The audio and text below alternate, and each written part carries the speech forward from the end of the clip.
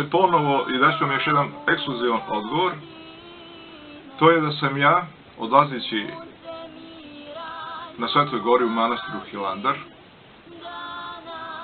2 puta, znači 2016. godine, na poslušanje, gde sam boravio od 30. septembra do 16.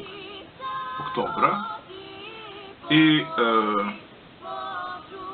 na dan 14. oktobar, koji je, svi znaju vernici, pokrov Presvete Bogorodice, obzirom da je tamo crkva podignuta, naši preci, Nemanjići, u čast dovedenje Presvete Bogorodice, bilo je bdenje i tada je bilo prisutno oko 300 i više gostiju iz cele pravoslavne vasaljene, od istoka do zapada, severa i juga, svih kontinenta, znači Srbi i drugi narodi koji su pravoslavni.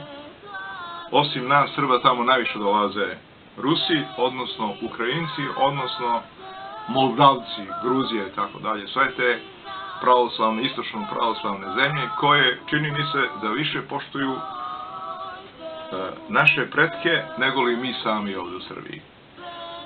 Iguman, odnosno pomoćnik igumana, ali on ima funkciju igumana, manastira Hilandara, Metodije, je mene tada tog dana, 14. oktobra, na svečanom ručku, u čast pokrova Presvete Bogorodice, pred oko ovih 300 ljudi, vernika, Srba iz celog sveta, i preko 50 oficira general štaba Vojske Srbije iz Beograda, među kojima je bio jedan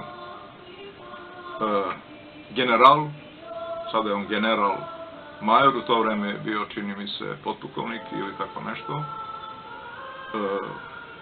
Dotične službe znaju kome se radi. Otac iguman Metodije, manastira Presvete Bogorodice, je pozdravio sve nas prisutne i obratio se i ovako: danas su nam u goste, između ostale braće vernika, i Vojska Srbije iz Beograda, kao i potomak Nemanjića, pokazujući pri tome kamenje.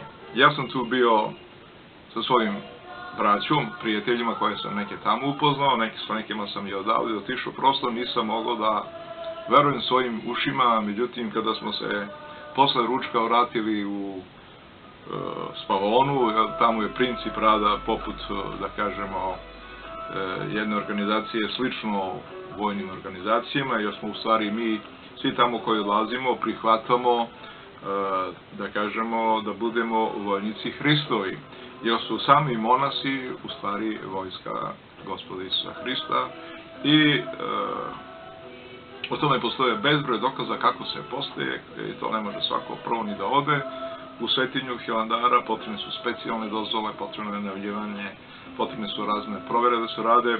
Eto, znači, moja malenkost sam dobio, da kažem, usmeno priznanje, koje u stvari meni nije trebalo zbog mene. Jednostavno mi je trebalo da se javnosti srpskoj pravoslavni pokaže da postoje Nemanjići, da postoje potomci Nemanjića.